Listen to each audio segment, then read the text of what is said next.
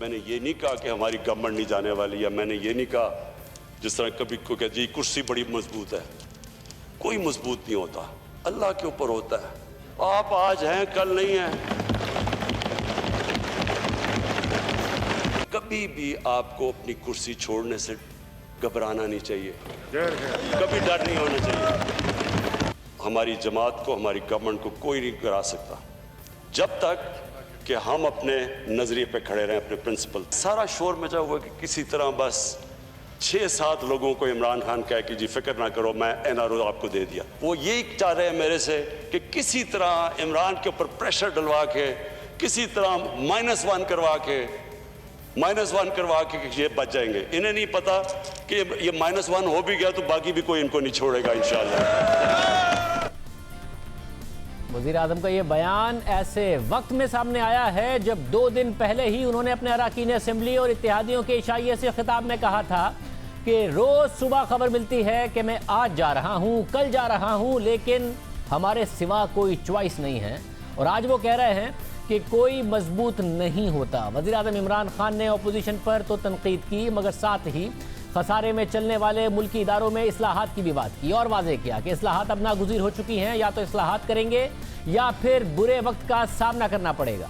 वज़ीर आज़म ने मज़ीद कहा कि उन्हें पता है कि हमें दुबई से चीज़ें मिल रही हैं, अपोजिशन को पता है कि हमें दुबई से चीज़ें मिल रही हैं, हमें जो इन्होंने 30,000 अरब रुपए के कर्जे लिए उसकी तफसीलात मिल रही हैं, इसलिए ये चाहते हैं कि किसी तरह हुकूमत चली जाए और उनकी चोरी पकड़ी जाए। ये इकट्ठे एक ही पॉइंट पे हैं। इनको डर लगा हुआ है, जिस तरह अभी हमें दुबई से चीज़ें मिल रही हैं कि तनख्वाह क्यों मिल रही थी, इनको पता है कि हमें चीज़ें मिल रही हैं। इनको सबको डर लगा हुआ है कि जितनी देर ये गवर्नमेंट रहेगी इनके सारी जो चीज़ें जो इन्होंने ये जो कर्जा चढ़ाया था 30,000 अरब का, ये इनको पता है कि हमें चीज़ें मिल रही हैं, इसलिए जल्दी में है किसी तरह गवर्नमेंट चली जाए, किसी तरह इनकी चोरी बच जाए। वज़ीर आज़म इमरान खान ने नून लीग के लिबरल होने के दावों पर भी तनकीद की और ख्वाजा आसिफ का नाम लिए बगैर कहा कि उन्होंने वाशिंगटन में एशिया सोसाइटी को इंटरव्यू देते हुए कहा था कि तहरीक इंसाफ दीनी जमातों के साथ है, नून लीग लिबरल है। वज़ीर आज़म ने कहा कि नून लीग कभी जिहादी बनकर उनसे पैसे ले लेती है, इंग्लैंड और अमेरिका जाकर लिबरल बन जाती है, इनका कोई दीन ईमान नहीं है। मैं जो बात यहाँ करता हूँ वही मगरबी ममालिक में करता हूँ। मैंने वहाँ पर भी मदीना की रियासत की बात की थी। इससे पहले की तकरीर में भी वज़ीर आज़म ने कहा कि मैंने कश्मीर का मुकदमा हर जगह जाकर उठाया, मैंने नरेंद्र मोदी को मगरबी दुनिया में जाकर और उनके मीडिया के सामने जाकर एक्सपोज किया। वज़ीर आज़म की आज ज़बान सख्त थी, रवैया सख्त नज़र आया, ख़ास तौर पर ख्वाजा आसिफ को तनकीद का निशाना बनाया और शदीद उनके हवाले से तनकीद करते नजर आए। नून लीग के सीनियर रहनुमा ख्वाजा आसिफ हमारे साथ मौजूद हैं। ख्वाजा साहब बहुत शुक्रिया। ख्वाजा साहब बहुत सारी चीज़ें हैं जिन पर आपसे तफसील से बात करनी है वज़ीर आज़म की तकरीर के हवाले से, लेकिन सबसे पहले मगरिब में आप लोग जाकर कुछ और बन जाते हैं, मजहबी जमातों के सामने कुछ और बन जाते हैं, आप लिबरल नहीं लिबरली करप्ट हैं। और उन्होंने ये कहा कि मैं एक वाहिद हूँ जो रियासत मदीना की यहाँ भी बात करता हूँ, मगरिब में भी जाके करता हूँ, आप लोग जहाँ जाते हैं वैसे बन जाते हैं। देखिए, रियासत मदीना की तो हर मुसलमान को बात करनी चाहिए, ये हमारे ईमान का हिस्सा है। मैं किसी के ईमान के ऊपर शक नहीं कर सकता, चाहे वो इमरान खान साहब हो या कोई हो, मुझे राइट ही नहीं है, मैं खुद गुनहगार आदमी हूँ। लेकिन हैविंग सेड दैट, मैंने अमेरिकन सॉइल के ऊपर आई एम ऑन रिकॉर्ड, मैंने इंटरव्यूज में, अपनी स्पीचेस में, वहाँ पे थिंक टैंक्स में उनके साथ मुईद हैं, मैं सिक्योरिटी एडवाइजर उनसे पूछ लें, उन्होंने मेरा इंटरव्यू किया था। It continued I think for more than an hour, rather 1.5 hour. उसमें मैंने क्या लैंग्वेज इस्तेमाल की थी, क्या कहा था अमेरिका के बारे में, क्या कहा था अपनी जो हमारी सोच है उसके बारे में। मेरा ख्याल है कि ये जुर्रत भी नहीं कर सकते उस किस्म की गुफ्तगू अमेरिका जाके करता। ये वहाँ जाके लिबरल बन जाते हैं, जिस किस्म की ऑडियंस हो उस किस्म की ये बात करते हैं। लेकिन उसामा को जो कहा, उसामा बिन लादेन के मतलब जो कुछ कहा उन्होंने, और उसके बाद जो है ये आज की बात नहीं है, ये तालिबान की हमायत जो है आज से 15-20 साल पहले भी करते रहे। उनके मतलब जो है वो मेरा ख्याल है कि वे बैक आज से 12-13 साल पहले गार्डियन ने भी कवर किया हुआ है और बहुत से लोगों ने कवर किया हुआ है। अब ये लिबरल बन गए हैं।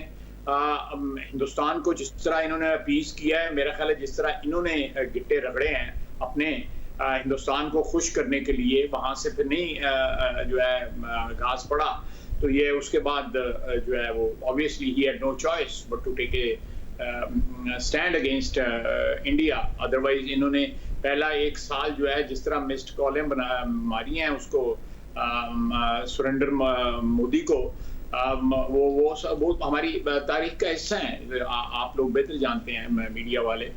सर मगर ज़रा उन्होंने डोमेस्टिक पॉलिटिक्स -1 पर भी बहुत ज़्यादा बात की है, मैं उस पर भी आना चाह रहा हूँ। मगर आपने जो ये बातें की हैं, अक़वाम मुत्तहिदा में वज़ीर आज़म ने जाके तकरीर बहरहाल की, साबिक़ के वज़ीर आज़म ने भी की, इन्होंने भी की। साथ में वज़ीर आज़म इस बात का क्रेडिट लेते हैं कि नरेंद्र मोदी के बारे में जो कुछ मगरबी मीडिया लिख रहा है, मैंने उन्हें बताया कि ये इनकी जो फ़िलॉसफ़ी है वो हिटलर के हवाले से है। नहीं, वो क्रेडिट जिस मर्जी बात का ले लें, क्रेडिट तो वो तो ये भी कहते हैं महंगाई कोई नहीं है यहाँ पे, और क्रेडिट ये भी लेते हैं कि हमने जो है पता नहीं यहाँ दूध और शहद की नहरें जो है पाकिस्तान में बहा दी हैं पिछले 2 साल में। क्रेडिट वो बिलियन सुनामी ट्रीज का भी लेते हैं, क्रेडिट वो जो है 1 करोड़ मकानों का भी लेते हैं, 50 लाख मकानों का और 1 करोड़ नौकरियों का, पता नहीं किस किस चीज का क्रेडिट है। नॉन एग्जिस्टेंट जो है, जिन लोग जी वो हकीकत से जिनका दूर का वास्ता नहीं है, उन चीजों का क्रेडिट लेते हैं। देखिए मैं कमिंग बैक टू कश्मीर का जो पिछले 1 साल में जो हशर किया है हमने जिस तरह उन्होंने उनको अबैंडन किया है, खुसूसन 370 के बाद जो है, मेरा ख्याल है कश्मीर की पिछले जो हमारी इन्वेस्टमेंट है, हमारी अफवाज की जो कुर्बानियां हैं, हमारे कश्मीरी शहरियों की कुर्बानियां हैं, हमने 3 जंगें लड़ी हुई हैं उसके, लेकिन इस शख्स ने तो एब्जेक्ट सरेंडर किया उसके ऊपर, कश्मीर के ऊपर। क्या हुआ है कि जुमे के दिन जो आधे घंटा खड़ा हो करेंगे, ये हुआ करेगा, वो हुआ करेगा। इन्होंने जाके 184 वोट दिलवाए हैं उसको गैर मुस्तकिल मेंबरशिप के लिए सिक्योरिटी काउंसिल की, 184 192 में से 184 वोट इन्होंने दिलवाए हैं। इट इज अ रिकॉर्ड कि हमारा कोई मुल्क जो है हमारे साथ नहीं खड़ा हुआ, हमने खुद वोट दिए। सब मगर इसमें ख्वाजा साहब, इसमें हुकूमत कर क्या सकती थी? नॉन परमानेंट मेंबरशिप भारत ने बनना था, वो बन गया, हुकूमत इसको कैसे रोक सकती थी? अगर आपकी हुकूमत होती तो क्या कर लेती? मैं बिलीव कर देता हूँ, लेकिन जो जबान जिस तरह इस्तेमाल करती है, क्या क़यामत आ गई है अगर वो बन गए, बात चीजें जो है ना उनमें जो आप डेमोन्स्ट्रेट करते हैं वो ज्यादा मटेरियल होता है, वो ज्यादा सब्सटेंटिव होता है। They did not even demonstrate कि भाई ये चीज जो है ये गलत चीज है, ये बंदे बन रहे हैं सिक्योरिटी काउंसिल का मेंबर जो है को करते, क्योंकि लेना देना था, एक बार्गेन था, ये जो इन्होंने किया। आप फॉर गॉड सेक कश्मीरियों की मॉरल मदद तो करें, डिप्लोमेटिक मदद तो करें। वहां पे जो मुसलमान लिंच हो रहे हैं, अल्लाह मदीने की रियासत जो है उसकी ये बुनियाद थी कि जहां जहां ईमान वाले बैठे हुए हैं, मदीने की रियासत के जो शहरी हैं उसको प्रोटेक्ट करेंगे। क्या ये मदीने की रियासत की ये बेसिक जो फंडामेंटल उसका प्रिंसिपल है उसको पूरा कर रहे हैं? ये मदीने की रियासत की कमिटमेंट थी कि जहां जहां मुसलमान शहरी बैठे हुए हैं, चाहे वो मक्का में बैठे हैं या ताइफ में बैठे हुए हैं या तबूक में बैठे हुए हैं, वो उसको प्रोटेक्ट करेंगे। हम तो आवाज नहीं उठा रहे कश्मीरी मुसलमानों के लिए या हिंदुस्तानी मुसलमानों के लिए।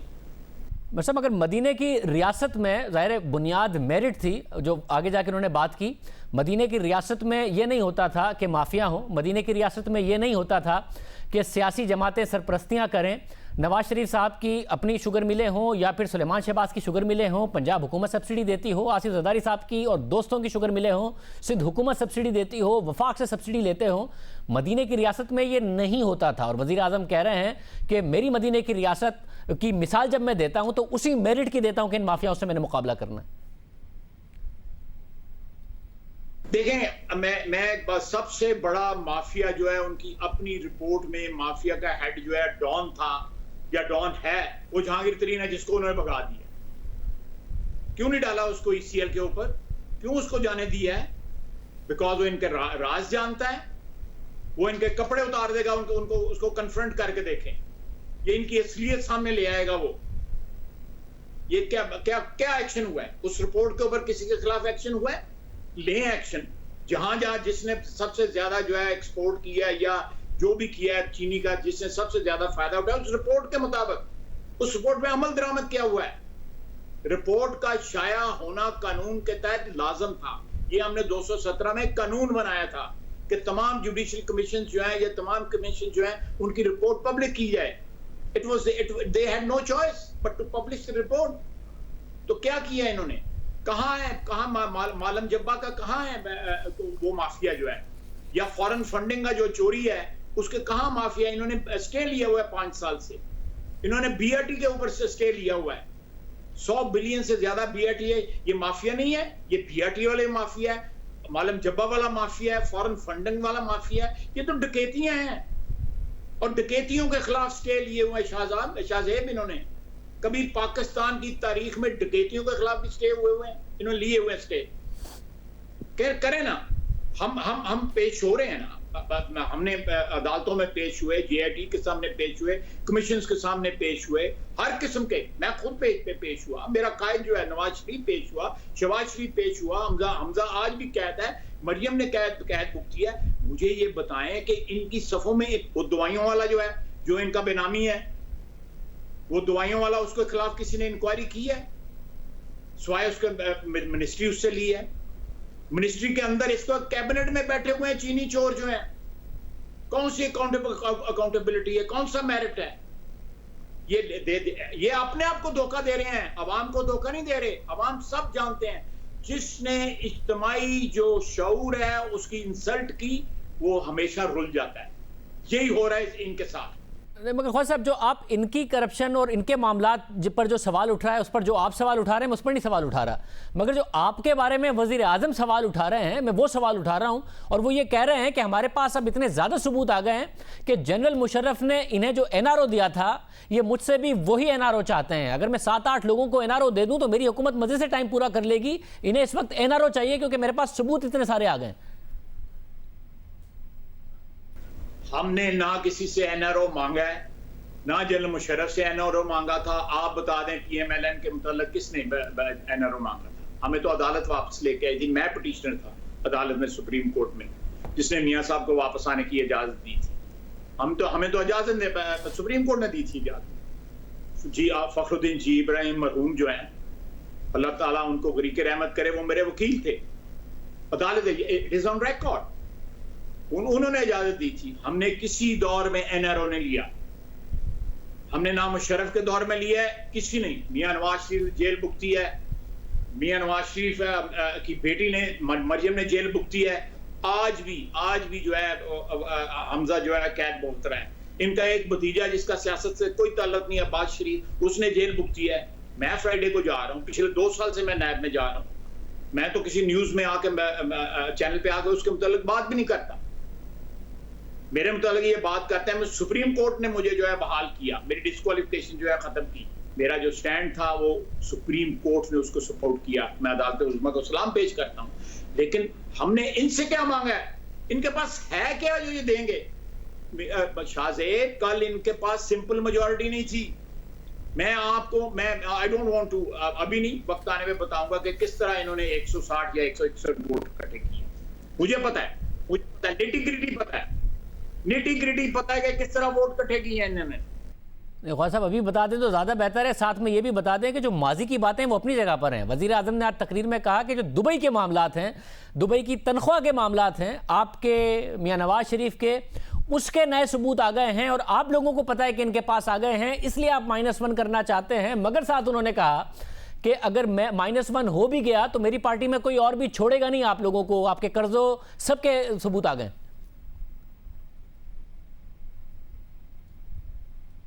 इनकी किसी बात पे यकीन ना करना है। इनको खुद समझ नहीं है इन बातों की। इनको जो दाएं बाएं जो लोग बैठे हुए हैं बता देते हैं, वो कह देते हैं। अगर इनके डिटेल पूछे इनसे तो इनको खुद डिटेल एक्सप्लेन करना नहीं आएगी।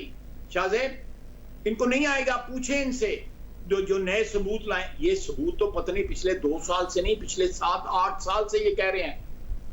2 साल हो गए इनको हुकूमत ने। बताए ना सबूत जो फॉरेन फंडिंग है, जो इन्होंने पैसा खाया हुआ है लोगों से डोनेशनें लेके, वो पड़ा हुआ है। क्यों नहीं फेस करते उसको? क्यों नहीं फेस करते बीआरटी को? वो मकबरा बना हुआ है तब्दीली का वहां पे पेशावर में, क्यों नहीं फेस करते? हमें क्रिटिसाइज करें, हम हर अदालत में हर अकाउंटेबिलिटी प्रोसेस को फेस करने के लिए तैयार हैं, एब्सोल्युटली, और तैयार और फेस कर रहे हैं।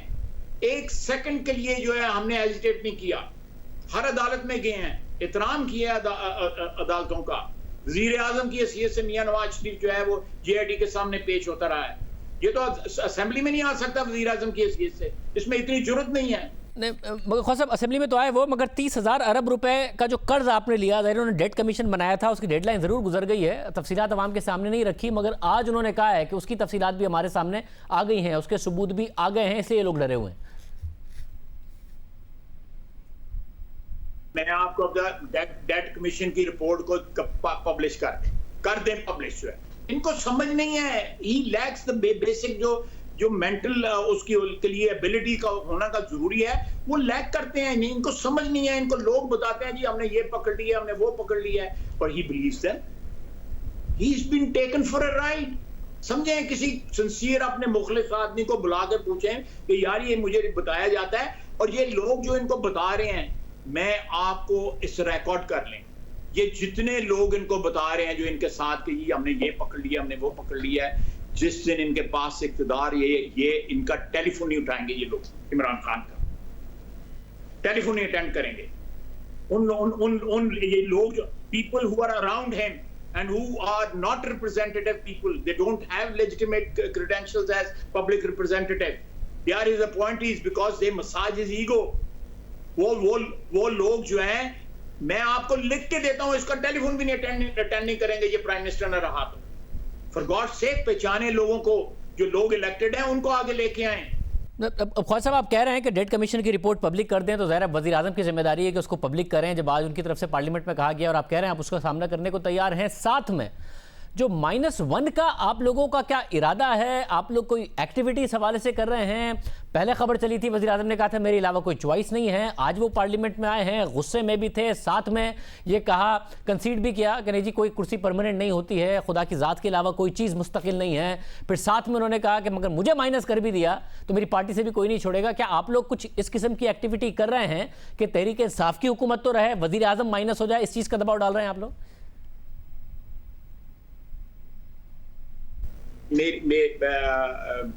शाहजेब, बात असल में ये है कि इनकी पार्टी में wide spread discontent, absolutely no doubt about it. वो खुद एक्नॉलेज करते हैं उनकी पार्टी के लोग। आखिर ये तो असेंबली में नहीं आते, हम तो असेंबली में बैठे होते हैं। हमारा इनके पार्टी के साथ जो हमारे कोलीग्स हैं इनकी पार्टी में, पार्लियामेंट्री जो हमारे कोलीग्स हैं, वो ये एडमिट करते हैं जिस तरह लोगों को बुलाया गया है मिन्नतें करके उस डिनर के ऊपर। अब कल हमने एक रेजोल्यूशन पेश किया है पेट्रोलियम की प्राइसेस के ऊपर, इनके तमाम इत्तेहादियों के साइन हैं। मैं अभी आपको बुझवा देता हूँ, तमाम इत्तेहादियों के साइन हैं उसके ऊपर। एक इनके PTI के अपने मेंबर के भी साइन हैं। इन्होंने दे वर स्टैंड बाय, कोविड के मरीज इन्होंने स्टैंड बाय पे रखे हुए थे कि अगर कोई डेस्परेट सिचुएशन है उनको ले आए। बल्कि सुबह के पैर मैंने असेंबली में ये कहा है, मैंने एश्योरेंस ली है असेंबली में कि यहाँ पे कोविड के जो हमारे साथी हैं, भाई बहन जो हैं, जो मरीज हैं, अल्लाह उनको शिफा दे। आप उनको, इनके पास नंबर्स नहीं थे। मैं आपको ये इस वक्त लाइन तो नहीं बता लेकिन मैं आपको बता भी दूंगा किस तरह नंबर इन्होंने इकट्ठे किए। इनके इमरान खान के पास में नहीं था।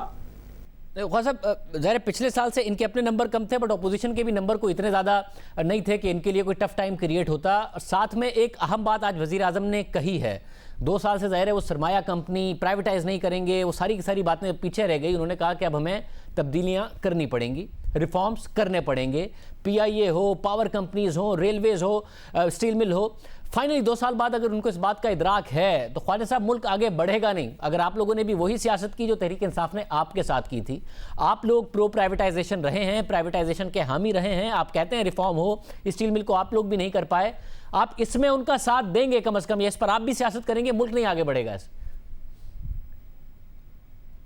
I'm on record in the assembly कि आज से 15-20 रोज कबल मैंने तकरीर की थी और उसमें I'm on record कि we are committed to privatization। हमने प्राइवेटाइजेशन पाकिस्तान में सबसे ज़्यादा PMLN ने की 97 से लेके 96 से लेके 99 तक, और उससे पहले 91 से लेके 93 तक। तमाम बैंकिंग इंडस्ट्री हमारे दौर में प्राइवेटाइज हुई थी। मैं बहुत बड़ा हामी हूँ कि जो अदारे ब्लीड कर रहे हैं, जो हैमरेज कर रहे हैं, जो अदारे जो हैं, उन अदारों को प्राइवेट सेक्टर में आप उनको डाउन साइज करें, उनको प्रिपेयर करें, विद इन 3-4 मंथ्स जो है आप उनको ऑफलोड कर दें। लेकिन साथ साथ मैं ये अर्ज करना चाहूँगा शाहजेब कि मार्केट जब ठीक हो उस वक्त करें। आप एविएशन इंडस्ट्री इस वक्त घुटनों के बल गिर चुकी हुई है। उसमें अगर आप पीआईए को बेचेंगे या अपने एयरपोर्ट्स अपने बेचेंगे, आउटसोर्स करेंगे, या आप होटल इंडस्ट्री में अपने होटल्स बेचने जाएंगे, आपको कुछ नहीं मिलेगा। आपका कोई खैर खा आपकी कोई एटीएम जो है वो खरीद लेगी। ये सारी साजिश उसमें। मैं प्रिंसिपल बिल्कुल जो आपने कहा है मैं 100% उसको इंडोर्स भी करता हूँ, लेकिन ये ट्रांसपेरेंट नहीं है, ट्रांजैक्शन है। वैसे मगर आपने वक्त का कहा, ज़ाहिर है इंटरनेशनली टाइम अच्छा नहीं है, मगर साथ में पाकिस्तान का हाल भी कोई अच्छा नहीं है। खसारा बहुत ज़्यादा है, टैक्स जमा हो नहीं रहा है, जितनी दिन डिले करेंगे उतने ज़्यादा पैसे इन इदारों में झोंकने पड़ेंगे। तो अगर कोई हुकूमत कोशिश करती है तो उस रिफॉर्म्स में आप कम से कम आपकी पोस्चरिंग ये हो कि हाँ जी हम सपोर्ट करते हैं, आगे निकलिए, वरना तो मईशत इस तरह फंसी रहेगी। अगली हुकूमत जो भी आएगी, अगर आप इनसे ये चले भी जाएँ तो वो भी इसी तरीके से फंसी रहेगी, पाकिस्तान नहीं आगे बढ़ेगा। आप मुझे बताएं कि रियल एस्टेट की प्राइस जो है वो जमीन पे के नीचे घुसी हो, यहीं वो बिल्कुल रॉक बॉटम पे पहुंची हो, आप जाके मकान बेचेंगे? आपके पास का रियल एस्टेट है आप उससे बेचेंगे? Let the market survive. आप एयरपोर्ट भी आउटसोर्स करें, let the होटलिंग market survive. Steel mill जो है इस तरह आप देखें, आपने यूटिलिटी स्टोर्स का क्या हाल किया, उसको लोगों को नवाजने के लिए देखें इन्होंने इतनी ज्यादा ऑब्लिगेशंस ली हुई हैं लोगों से, एटीएम से, अपनी जितनी भी इनकी एटीएम हैं या थी या अभी भी हैं, बेशुमार हैं अभी भी, उनसे इतनी ऑब्लिगेशन है। पेट्रोल की पहले किल्लत क्रिएट की है उन्हीं पेट्रोल पंप्स में, उधर रेट बढ़े हैं और धड़ाधड़ पेट्रोल जो है, पेट्रोल की नहरें और समुद्र बह रहा है। और पहले 10-15 दिन जो है लोग पेट्रोल के लिए रोते फिरते रहे हैं, लोटों के अंदर लोग पेट्रोल लेके जाते रहे हैं। तस्वीरें हैं, वीडियोस लगी हुई हैं सोशल मीडिया के ऊपर। ये डकैती नहीं है, ये चोरियां नहीं है, तो और क्या है? ये कौन सी शफाफियत है? ये कौन सी, अल्लाह ताला मुझे माफ करे तो बस इस्तग़फ़ार करे, ये मदीने की रियासत है जिसमें ये सारा कुछ हो रहा है? ये बिलियन ट्री सुनामी, ये BRT, ये चीनी, ये गॉड से प्लीज मैं रिक्वेस्ट करता हूँ, आपके जरिए रिक्वेस्ट करता हूँ कि ये मजहब को बीच में, मदीने की रियासत को बीच में ना लेके आए। हम सियासतदान जो हैं, हम खताकार लोग हैं, ना लेके आए मदीने की रियासत को। वो तो हमारा अल्टीमेट है, मदीने की रियासत जो है वो अल्टीमेट है, वो तो वजह कायनात है, उसको ना लेके आए, उसको प्लीज ना लेके आए। बहुत शुक्रिया। ख्वाजा आसिफ साहब हमारे साथ मौजूद थे। आज वज़ीर आज़म गुस्से में क्यों थे, -1 की बात उन्होंने क्यों की, अंदर की कहानी क्या है, मामला आपके सामने रखेंगे एक ब्रेक के बाद।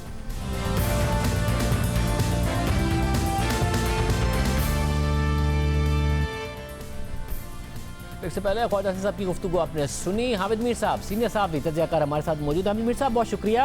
हामिद मीर साहब, ये अचानक हुआ क्या है? वज़ीर आज़म, ज़ाहिर है आपने कहा था कि इन्हें चाहिए है कि अपने MPS MNS से मिलें, साथ में इत्तेहादियों से भी मिलें, MNS से मिले, इत्तेहादियों को दावत भी दी और फिर बजट भी पास हो गया। उसके बावजूद वज़ीर आज़म इतने गुस्से में, पहले कहा था, खबर आई थी कि उन्होंने कहा कि जी मेरे अलावा कोई चॉइस नहीं है, आज कहने लगे कि माइनस हो भी गया तो कोई और नहीं छोड़ेगा। ये क्या हुआ है? देखें, कल जो बजट मंजूर हुआ तो उसमें बहुत से वुज़रा की और जो बाकी लोग थे, उसमें चीफ विप भी थे, इन सब की ये जिम्मेदारी लगाई गई थी, इनको टास्क दिया गया था कि आपने कौमी असम्बली में कम से कम 172 लोग ज़रूर पूरे करने हैं। अब इसमें कुछ ऐसे भी थे जो बीमार थे और वो नहीं आ सकते थे, तो उनको निकाल दिया गया। तो ये तय था कि 172 लोग पूरे करने हैं, क्योंकि जब ये बहुत से जो इत्तेहादी हैं इन्होंने नाराज़ी शुरू की, जब इन्होंने अपनी शिकवे शिकायतें शुरू किए, तो वज़ीर आज़म को और उनके कुछ साथियों को एहसास हुआ कि शायद ये जो मामला है ये संगीन होता चला जा रहा है, बड़ा पेचीदा मामला है। लेकिन कल जो बजट मंजूर हुआ तो उसमें 160 थे, यानी कि जो हुकूमत के अपने मेंबर्स और उसके जो इत्तेहादी थे तो वो 160 थे, और जो सिंपल मेजॉरिटी है प्राइम मिनिस्टर के लिए वो 172 होती है। तो वो एक तो वो नंबर पूरा नहीं हुआ 172 का। फिर ये जो बजट में जिन लोगों ने हुकूमत को वोट दिया, इसमें काफ लीग भी शामिल थी, जो सबको पता है नाराज़ है, प्राइम मिनिस्टर के डिनर में नहीं गए थे। फिर इसमें कुछ और भी लोग हैं जो कि कुछ वुज़रा की वजह से और आमिर डोगर जो चीफ विप हैं तहरीक इंसाफ के, उनकी वजह से चले गए थे, लेकिन उनकी वज़ीर आज़म से अभी तक नाराज़गी जो है वो दूर नहीं हुई, या शिकवा शिकायत अभी तक ख़त्म नहीं हुआ, और उनके मुस्लिम लीग नून से भी राब्ते हैं। तो इसलिए वज़ीर आज़म साहब को ये एहसास हो गया कि उनकी जो कौमी असम्बली में सिंपल मेजॉरिटी है वो ख़तरे में है, और कल बजट में जो नंबर सामने आया उसमें वो बिल्कुल सामने आ गई है। और अपोजिशन जो है उसके भी नंबर 119 था, लेकिन उनके भी को 8-10 मेंबर जो है वो कल मिसिंग थे। वो क्यों मिसिंग है इसका अपोजिशन के पास भी कोई जवाब नहीं है, लेकिन जो उनके मेंबर हैं उन्होंने कल हुकूमत को वोट नहीं दिया। तो ये जो सूरत हाल है ये इमरान खान साहब के लिए तशवीशनाक सूरत हाल थी। पिछले बजट सेशन में उनके लिए इतनी मुश्किल नहीं थी, इस दफ़ा उनको काफ़ी मुश्किलात का सामना करना पड़ा है। पिछले साल मिन्नत समाजत के बगैर उनका बजट मंजूर हो गया था, इस साल बहुत ही मिन्नत समाजत के बाद उनका बजट मंजूर हुआ है। तो ये वो वजह है जिसकी वजह से इमरान खान साहब को ये आज कहना पड़ा कि अगर -1 हो भी गया तो जो नया आएगा वो भी आपको नहीं छोड़ेगा, क्योंकि अब उनको किसी शक की गुंजाइश नहीं रही कि कुछ इत्तेहादी जिन्होंने कल बजट में उनको वोट दे दिया, उनके इरादे ठीक नहीं हैं, वो उनके डिनर में आए और वहाँ से निकलकर वो काफ लीग के डिनर में चले गए। आज उन्होंने वोट तो दे दिया, लेकिन आज भी उनकी जो नाराज़गी है उसका इमरान खान साहब को एहसास है। तो जैसा कि मैंने पहले भी आपको कहा था कि आज भी अगर इमरान खान साहब अख्तर मैंगल साहब को फ़ोन कर लें, चौधरी शुजात साहब को फ़ोन कर लें, खुद चल के उनके पास चले जाएं, तो उनके बहुत से मसाइल हल हो सकते हैं। लेकिन अभी भी उनका सारा इन्हिसार जो है वो परवेज़ खटक साहब पे है, स्पीकर कौमी असम्बली पे है, असद उमर साहब पे है। जो काम इमरान खान साहब खुद कर सकते हैं वो उनके वज़रा नहीं कर सकते। मतलब अगर मामला ज़रा पार्टी के नाराज़ MNAs का या फिर इत्तेहादियों का था तो गुस्सा जो अपोजिशन पर आकर निकाला,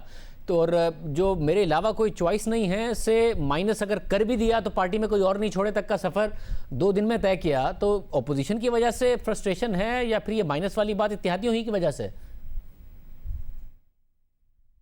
ये जो उन्होंने कहा है ना कि मेरे अलावा कोई चॉइस नहीं है, ये शायद वो ये कह रहे हैं कि तहरीक इंसाफ के अंदर उनके अलावा कोई चॉइस नहीं है, क्योंकि कुछ दिन से इस्लामाबाद में जो इक़्तिदार की गुलाम गर्दिशें हैं वहाँ पर तहरीक इंसाफ के कुछ सीनियर वुज़रा जो हैं उनके नाम अंडर डिस्कशन है कि अगर इमरान खान ना हो तो ये हो सकता है या ये भी हो सकता है, चलो अगर ये और ये ना हो तो फिर ये हो सकता है। तो 3 नाम कम अज़ कम ज़ेरे बहस ज़रूर हैं इस्लामाबाद में। तो तहरीक इंसाफ के अंदर इमरान खान साहब को पता है कि उनके अलावा कोई और जो है वो कबूल नहीं है। अब इमरान खान साहब की इस वक्त जितनी भी मुश्किलात हैं वो मुश्किलात उनकी अपनी पॉलिसी से पैदा हुई हैं, उन्होंने खुद जो फैसले किए हैं उसकी वजह से पैदा हुई हैं। अभी तक उनके लिए अपोजिशन ने कोई मुश्किल पैदा नहीं की, अपोजिशन तो बजट सेशन में भी उनके लिए कोई मुश्किल पैदा नहीं कर सकी। अब आहिस्ता आहिस्ता अपोजिशन जो है वो अपनी दोबारा सफ़बंदी कर रही है। एक APC की हम बात सुन रहे हैं कि एक ऑल पार्टीज़ कॉन्फ्रेंस होगी, वो ऑल पार्टीज़ कॉन्फ्रेंस होगी, उसमें भी हम ये सुन रहे हैं कि तहरीक अदम एतमाद पर बात फ़िलहाल नहीं होगी, 18वीं तरमीम पर बात होगी, NFC अवार्ड पर बात होगी। तो अभी तक अपोजिशन का अपना होमवर्क मुकम्मल नहीं है। अभी तक जो मुश्किलात पैदा हुई हैं इस बजट सेशन में भी जो आपको मुश्किलात नज़र आई, तो वो इमरान खान साहब अपने इत्तेहादियों को राज़ी नहीं कर सके, अपनी ही पार्टी के MNAs को राज़ी नहीं कर सके।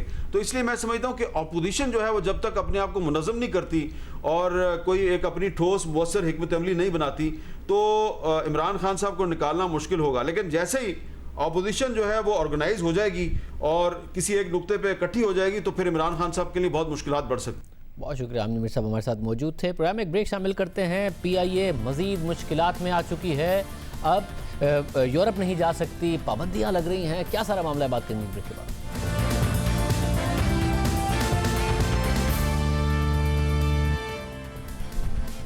वज़ीर सिविल एविएशन गुलाम सरवर खान के एक दावे ने दुनिया भर में पाकिस्तानी पायलट्स को मुतनाज़े बना दिया है। उस बयान की वजह से पाकिस्तान की कौमी एयरलाइन PIA के लिए एक बुरी खबर सामने आई है जो आलमी सतह पर शर्मिंदगी का बाइस बन रही है। PIA के लिए मसाइल पहले से थे, यूरोप में भी हो रहे थे और अब वो बढ़ गए हैं। PIA का अब कोई भी जहाज 6 माह तक किसी भी यूरोपीय मुल्क का सफ़र नहीं कर सकता, उस पर पाबंदी आयद कर दी गई है। यह फैसला यूरोपीय एविएशन सेफ्टी एजेंसी की तरफ से सामने आया है। पाकिस्तानी एयरलाइंस के लिए ये एक बहुत बड़ा धचका है, क्योंकि जो ख़त यूरोपियन एविएशन एजेंसी ने PIA और पाकिस्तान की सिविल एविएशन को लिखा है उसमें बाकायदा गुलाम सरवर खान के बयान का जिक्र किया गया है। अहम बात यह है कि गुज़िश्ता कई सालों से यूरोपीय एविएशन एजेंसी पाकिस्तानी एयरलाइंस के स्टैंडर्ड और टेक्निकल मामलात का जायजा ले रही थी और इस एजेंसी ने अपने खदशात से मुताल्लिक PIA को बता दिया था। 2019 में इस हवाले से PIA हुकाम से 2 मुलाकातें की गई और PIA को 6 फाइंडिंग्स दी गई जिस पर उन्हें अमल करना था। उनमें से 5 फाइंडिंग्स पर PIA ने अमल किया, लेकिन एक फाइंडिंग जो सेफ्टी मैनेजमेंट से मुताल्लिक थी उसमें तौसी के बावजूद अमल नहीं किया गया। यूरोपीय एविएशन एजेंसी का कहना है कि इन तमाम तर मामलात के अलावा एजेंसी को ये मालूमात मिली हैं कि पाकिस्तान के एविएशन के वजीर गुलाम सरवर खान ने 24 जून को पाकिस्तान की पार्लियामेंट को एक तहकीकात से मुताल्लिक बताया कि पाकिस्तान के 860 में से 262 पायलट्स के लाइसेंसेस जाली हैं, जालसाजी पर मबनी हैं। एजेंसी के मुताबिक इन मालूमात को देखते हुए यूरोपीय एविएशन एजेंसी को पाकिस्तानी पायलट्स के लाइसेंसेस के मुसद्दिका होने पर खदशात हैं और आलमी स्टैंडर्ड्स के तहत पाकिस्तान एक स्टेट ऑपरेटर की हैसियत से अपने ऑपरेटर्स और जहाज़ों की निगरानी करने का अहल नहीं है। एजेंसी के मुताबिक इन वजूहात की बिना पर एजेंसी ने 26 जून को पाकिस्तान एयरलाइंस को परवाज मुअत्तिल करने से मुताल्लिक अपने इरादे से आगाह कर दिया था, जिसका 28 जून को पाकिस्तान एयरलाइन ने जवाब दिया जो गैर तसल्ली बख्श था। पाकिस्तान एयरलाइंस ने पायलट्स को ग्राउंड करने की भी बात की, लेकिन उससे एजेंसी के खदशात का इजाला नहीं हुआ। एजेंसी को लगता है कि बहुत बड़ी तादाद में पाकिस्तानी पायलट्स के लाइसेंसेस दुरुस्त नहीं हैं और एजेंसी का एतमाद ख़त्म हो चुका है, इसलिए पाकिस्तान एयरलाइन की परवाज़ों को 6 महीने तक के लिए मुअत्तिल किया जाता है और इस दौरान अगर एजेंसी को मुतमईन किया गया कि तसल्ली बख्श इक़दामात किए गए हैं तो फैसले पर नज़रसानी हो सकती है। साथ ही पाकिस्तानी एयरलाइन के पास इस फैसले के खिलाफ अपील करने का हक है। मामला यहाँ तक महदूद नहीं है। मुत्तहिदा अरब अमारात ने भी पाकिस्तान की एविएशन को खत लिख दिया है और एमिरेट्स में काम करने वाले पाकिस्तानी पायलट्स और फ्लाइट ऑपरेशन अफसरान के लाइसेंस की तस्दीक करने का कह दिया है। सिर्फ यही नहीं, इससे पहले गुज़िश्ता रोज़ वियतनाम ने भी 12 पाकिस्तानी पायलट्स को ग्राउंड कर दिया था और मामला जाली लाइसेंसेस का था जो शुरू हुआ वजीर एविएशन गुलाम सरवर खान के एक दावे से। पहले उन्होंने पार्लियामेंट में कह दिया कि लाइसेंस जाली हैं, फिर कहा कि मुश्तबा हैं, फिर बताया कि अभी इनकी हेयरिंग होनी है। 2 उन्होंने पार्लियामेंट में तकारीर कर दी, 2 इसके अलावा उन्होंने प्रेस कॉन्फ्रेंस कर दी। जाहिर है अगर लाइसेंस जाली हैं तो तहकीकात होनी चाहिए, कार्रवाई होनी चाहिए और हतमी फाइंडिंग्स के बाद लोगों के नाम आने चाहिए, मगर बजाय इसके कि हतमी कोई कार्रवाई होती, ये जो इल्ज़ाम लगता है तहरीक इंसाफ पर कि मीडिया ऑब्सेशन है, बार बार मीडिया पर आकर बात कर दी जाती है, यही वजीर एविएशन ने किया। पहले पार्लियामेंट में तकरीर करके कह दिया कि 30% पायलट्स के लाइसेंस जाली हैं, दुनिया भर में हेडलाइंस लग गई, फिर कहा मुश्तबा हैं और उसके अगले दिन PIA के चीफ ने बाकायदा तौर पर खत लिखा कि हमें तो बता दें उनके नाम क्या है। मीडिया पर बात कर दी गई, उन्हें नाम नहीं बताए गए। उससे अगले दिन एक और खत लिखा कि अभी तक आपने नाम नहीं बताए। फिर एक और प्रेस कॉन्फ्रेंस की और कहा कि नाम जो है वो वेबसाइट पर जारी कर रहा है। हमने उसी रात को PIA के तर्जुमान को बुलाया तो उन्होंने कहा अभी तक हमारे पास नाम नहीं। ये 25 तारीख को खत लिखा है, 24 तारीख को उन्होंने तकरीर की और खत में कह रहे हैं कि जी हमें लिस्ट दे दें। तो आप लोगों को कब मिली है लिस्ट? मिल गई है अब लिस्ट? अब उन्होंने कहा कि हमने एयर ब्लू और दूसरी एयरलाइंस को और PIA को दे दी है लिस्ट अभी उनके मिनिस्टर साहब ने कहा है कि वहां से इशू हो गई है सिविल एविएशन से। हमें अभी तक सरकारी तौर पे वो रिसीव नहीं हुई, लेकिन आई एम प्रीटी श्योर कि अगर उन्हें भेज दिए तो अगली चंद मिनटों या चंद आधे पौने घंटे के अंदर होपफुली हमें एटलीस्ट उसका फैक्स या ईमेल उसकी रिसीव हो जानी चाहिए। PIA को नहीं बताया, 2 तकारीर कर दी, 2 प्रेस कॉन्फ्रेंस कर दी। आज वजीर आजम ने भी गुलाम सरवर खान का दिफा किया। या भी PIA की जी रिपोर्ट दबा दें। सोचे, मैं कहते PIA की रिपोर्ट दबा दो, यानी आप अगर फेक नहीं ये पब्लिश करते हैं कि ये लोगों के फेक लाइसेंसेस हैं, यानी लोगों की जानों खतरे में। अगर कोई आपको पता हो रिपोर्ट में कि कोई फेक लाइसेंस है और आप ना करें कि कोई क्रैश हो जाए, तो खून तो मेरे हाथों पे है, हम सारी कौम के ऊपर है। रिपोर्ट दबानी नहीं थी, कार्रवाई करनी थी, मगर बजाय इसके कि मीडिया पर इतनी बड़ी बड़ी हेडलाइंस लगाई जाती हैं और सारे पायलट्स अब मुश्तबा हो गए हैं और उनको ग्राउंड किया जा रहा है। ताहिर इमरान मियाँ इस वक्त हमारे साथ मौजूद हैं, आप तहकीकाती सहाफ़ी हैं। ताहिर इमरान मियाँ, बहुत शुक्रिया। ताहिर, ये एग्जैक्टली क्या मामला हुआ है यूरोप की तरफ से और इसमें कितना किरदार है इन हालिया बयानात का, और ये मामला पहले से क्या चल रहा था? देखिए, इमरान खान साहब ने बहुत अच्छा किया कि इस चीज़ को ऑन किया, क्योंकि वफाकी वजीर बराए हवाबाजी ने पार्लियामेंट के अंदर जो तकरीर की है उसका गो हेड बराह रास्त इमरान खान साहब ने उसको दिया था। वजीर आजम के साथ कंसल्टेशन होती रही, जिसमें बिल आखिर वजीर आजम ने गुलाम सरवर खान से कहा कि वो इस मामले पर फुल जो है वो आगे तक जाएं और उसको खुलकर कौम के सामने रखें। तो इसमें जो अगर इल्ज़ाम लगता है, जो सारे आप बात कर रहे हैं, उसके अंदर इल्ज़ाम जो है वो इमरान खान साहब पर भी, सवाल उन पर भी लगता है कि क्या उन्होंने कॉन्सिक्वेंसेस को देखा या नहीं देखा। जहां तक यूरोप की बात कर रहे हैं, यूरोप की रिपोर्ट के ऊपर जो सारी बात हो रही है वो मेरे नजदीक एक लेवल तक आधी है। जो सवाल उन्होंने रियासत पाकिस्तान पर उठाया है, उन्होंने कहा है कि हम इस बात पर मुत्तफिक नहीं है कि रियासत पाकिस्तान इंश्योर कर सकती है कि वो पायलट्स के लाइसेंसिंग और जिस तरह वो किए जाते हैं इंटरनेशनल स्टैंडर्ड्स के मुताबिक उसको इंश्योर कर सकती है। दूसरे नंबर पे उन्होंने सवाल उठाया कि रियासत पाकिस्तान जो ऑपरेटर है PIA जिसकी, उसके ऊपर हम एतमाद कर सकते हैं कि वो सेफ्टी के स्टैंडर्ड्स को और एयरलाइन और ऑपरेटर्स को इंश्योर कर सकती है। यानी आपने लाइसेंसिंग के ऊपर एतराज उठा दिया, तो ये बुनियादी तौर पर एक तमाचा है सिविल एविएशन के ऊपर, उस सारे निज़ाम के ऊपर जिसके अंदर ये लाइसेंसेस जारी किए जाते रहे, ये मशकूक हरकतें जारी रहीं, और जिस निज़ाम ने मलबा अपने ऊपर से हटाने के लिए एक क्रैश रिपोर्ट की जगह पे ये सारा मामला पायलट्स के लाइसेंसेस की तरफ डाइवर्ट करने की नाकाम कोशिश की और बिलाखिर अपने पांव पर कुल्हाड़ी मार दी। वैसे मगर मुझे बताइएगा कि अब ज़ाहिर है अगर पायलट्स के लाइसेंसेस मुश्तबा हैं, पहले तो उन्होंने जाली कह दिया, फिर मुश्तबा कहा, फिर PIA ने खुद ने बताया कि जी हमें तो अभी तक लिस्ट नहीं मिली है। हालांकि SOPs तो ये होने चाहिए थे, पहले एयरलाइंस को बताते कि भाई आप इन पायलट्स को तो नहीं उड़ा रहे, वो उड़ाते रहे।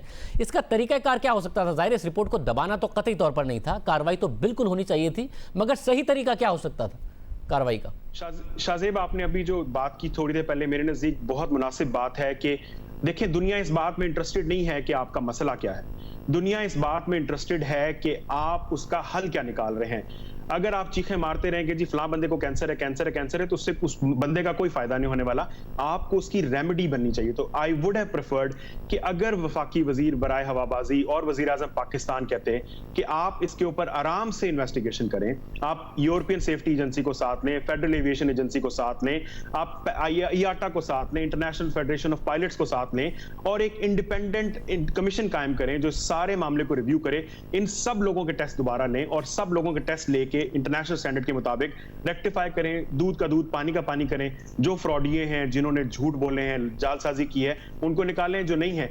अब आपने सब कुछ एक लिम्बो में डाल दिया है। अब आपने तो सोचा कि पायलट्स जो हैं वो हम उनको गंदा करके चंद पायलट्स की बुनियाद पर मामले से हट जाएंगे, लेकिन अब आपका पूरा निजाम क्या, आपकी रियासत के ऊपर सवालिया निशान पड़ा हुआ है। अब तो लोग ये भी सवाल करेंगे कि जी पाकिस्तान जाने वाले जो जहाज हैं, क्या एयरपोर्ट्स पे सेफ्टी के सिस्टम ठीक हैं, क्या इंजीनियरिंग के सिस्टम्स ठीक हैं, क्या पायलट्स के जो ट्रेनिंग है वो ठीक है। तो ये तो एक पेंडोरा बॉक्स, मैंने आपके कहा था कि तूफान का रास्ता खोल दिया है उसने पिछले प्रोग्राम में, ये तूफान अभी शुरू हुआ है और ये यहाँ पर खत्म नहीं होगा। बहुत शुक्रिया। हम उम्मीद करते हैं कि इस मामले को हुकूमत सही तरीके से हैंडल कर ले, क्योंकि हुकूमत पर बार बार यही तनकीद हो रही है। शुगर कमीशन का क्रेडिट ले लेते हैं, कार्रवाई कोई नहीं होती, चीनी 85 रुपये की है। पावर कमीशन की रिपोर्ट का क्रेडिट ले लेते हैं, कार्रवाई कोई नहीं होती। इसी तरीके से इस मामले में भी अब सब कुछ नज़र आ रहा है। इजाज़त दीजिए, अल्लाह हाफ़िज़।